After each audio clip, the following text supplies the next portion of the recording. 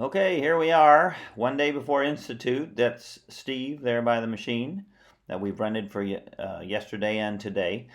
It doesn't have to be done for Institute, but we're getting some winter weather coming in next week, and so we really wanted to have that at least not plugged up as much as before. So you can see the culvert there is free on this end. A lot of mud that we've dumped from the road covering the whole trench, but anyway, that's what it is.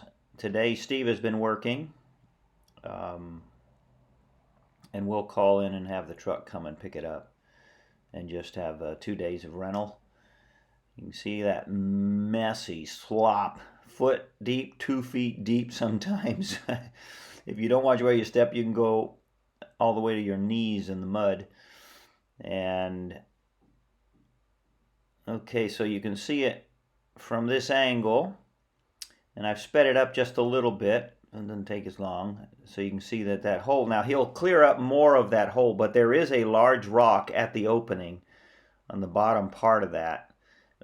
It's covered up with that dirt there, and he'll clean that up before he leaves. But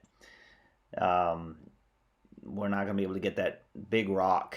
It's at a bad angle, and it's too big for the track hoe, track hoe. So anyway, he's working away there, getting some gravel out of the rock wall, sort of the slate there on the side, so he can maneuver a little bit and get out of there through all that mud later. And doing a fine job. And so here you can see it from the top, a little bit more, and then you can see the culvert hole there.